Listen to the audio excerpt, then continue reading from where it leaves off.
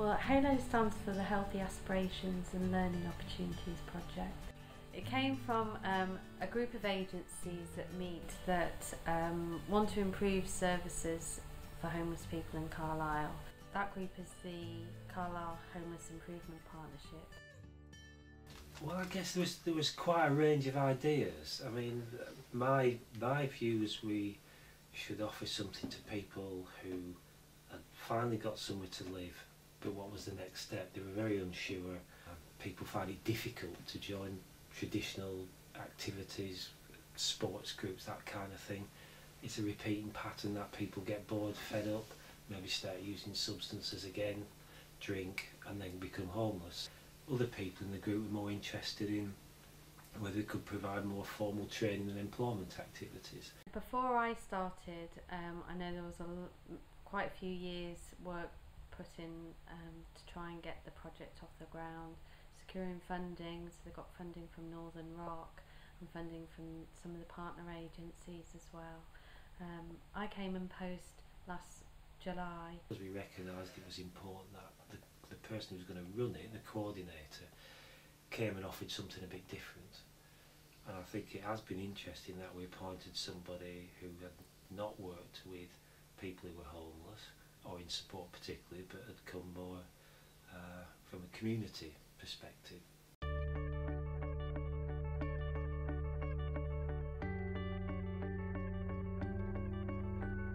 My name's Greg Stoker. I'm the Youth and Community Worker here at the Salvation Army in Abbey Street.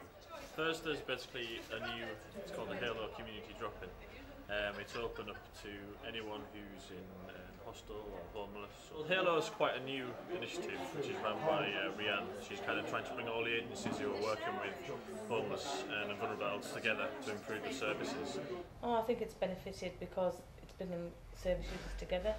They've offered, HALO does training opportunities that they've probably never heard of or had before, and I just think it's great that it's working in partnership. I think that's what's so missing from Cumbria, that HALO's bringing all the agencies together and working in a partnership, and that's what's needed.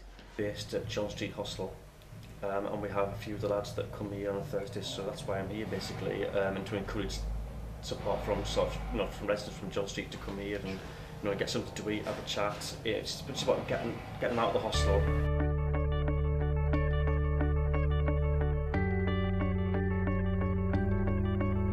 Looking at possibly calling it just a women's group, okay. But we want it to be where women don't have to come at a certain time and leave. This is supposed by drop-in, come in any time you like. You're welcome. Just women getting together, general chit chat. We do occasional activities. We did a food and hygiene course the other month, and we're now doing this relaxation course.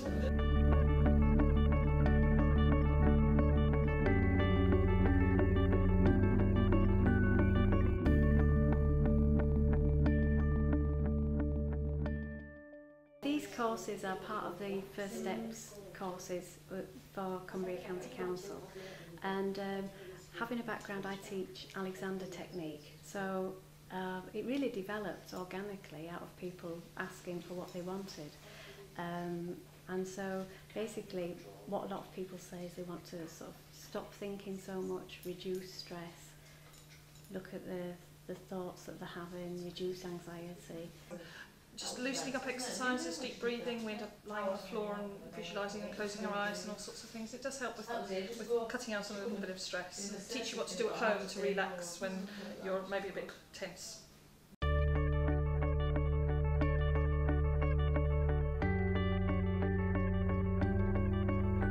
What it is, it's a bit of a taster of various things within construction.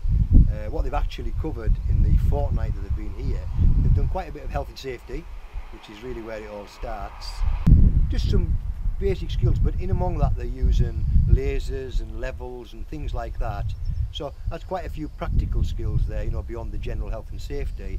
And we've incorporated in this, this time around, if you like, a little bit of plant training. So the lads are doing a forward tip and dumper. They're working as a unit, that's one thing. They are certainly working as a team, and they're helping each other. because as you find in life generally, you know, some people have strengths and, you know, the strengths and weaknesses vary in different people. And what I'm finding is that those that are a bit weak on some things, the lads that are a bit stronger are helped on those, and then that works the other way around as well.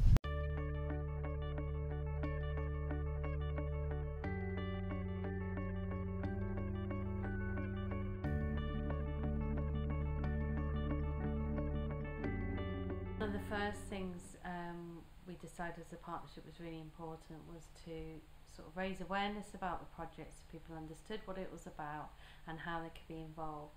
So one of the first things we did was to set up the Halo Development Group, and that group's open to any sort of frontline staff and service users from any of the agencies.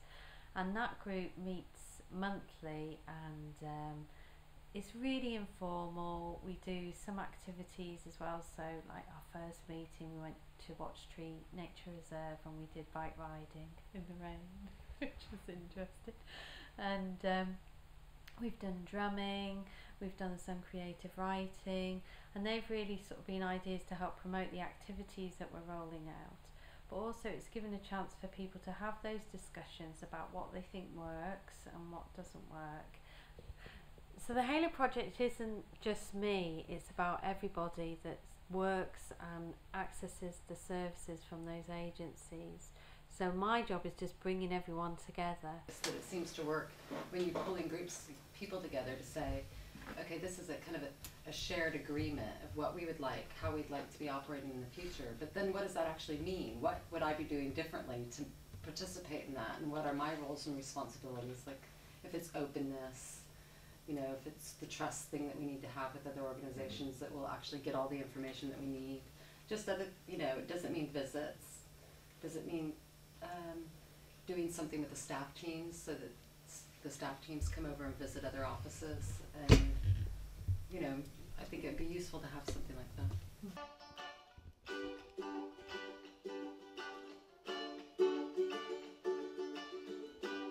I got my first real 6-string. Bought it for 5 and dime, played it till my fingers bled, was the summer of '69. Myself and Steve work for the City Council, and we're community involvement officers, and some of the stuff that we do, or most of the stuff that we do, is creative activity. And obviously you'll see from the ukuleles laying around here today, this is the writers group. We have a writers group that meet here on a Thursday morning as part of our activity. We do loads of activities, but and today we're kind of we're off schedule. We decided we were going to do some music. Myself and Steve and Joe and Marie have sort of formed a little ukulele band. When we started the writers group, Joe came along, who's pathologically involved with the ukulele, I think, and converted us all to it. Me and some guys from school had a band and we tried real hard. Jimmy quit, Joey got married, should've known we'd never get far. Oh, but well, we're back now.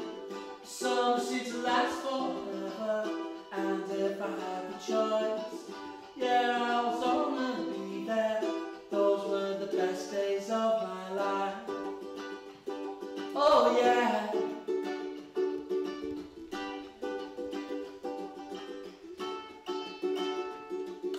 In that bed there's rhubarb in the corner, and we'll probably do brassicas like cabbages and brussels, and then next year we rotate the beds and it keeps the pests and diseases down. So what happens to the produce once it's going back? The service users that are helping out, they get a bag full each, and then because it's Halo's project, a lot of it will go back to the soup kitchen that has been run at the Salvation Army.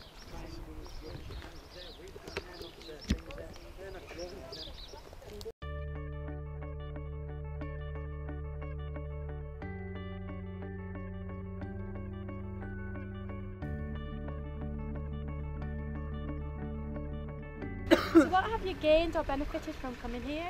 We've stayed out of trouble, I think. That's the main question. And it helps like all us bond together as a team, and we all get on now.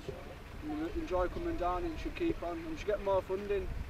The project first came about, we got a phone call from Rianne. She said we'd be interested in doing something with some of our homeless boys. She said I thought football might be a really good tool to get them involved, and so we said yeah, so we met up, and she decided that we'd try and get Carlisle United involved as well, and we'd try and start off running a weekly session, see how many boys we could get involved. So that's pretty much how it started. Aims and objectives are pretty much what the boys have said: keep them out of trouble and sort of improve football skills, get them fit, and hopefully in the long term we can start sort of giving them some life skills, get them on coaching courses, sort of education courses, and just sort of improve their lives a bit.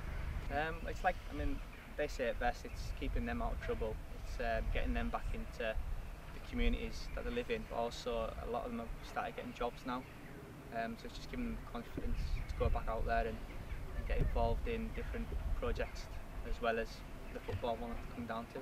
Well, from talking to some of the people have sort of mentioned it's something good, you know, it's getting them out of the house, it's getting them to meet people, that confidence thing of just being brave enough to go to somewhere new in a different venue. Just crossing that door is a big step for a lot of people, and you know, once they're feeling comfortable and they're going on a regular basis, they're sort of having their voice being heard and being able to say their ideas and, you know, develop stuff.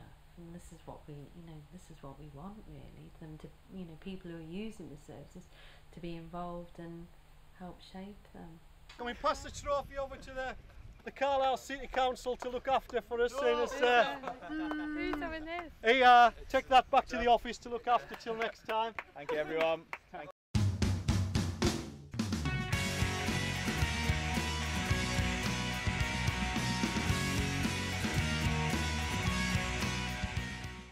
140 people have taken part in activities. 15 external agencies are involved with the Halo project. 28 service users have participated in the Halo development group and are helping shape homeless services. This year we have seen a reduction in reoccurring homelessness and more people going through the substance misuse programme.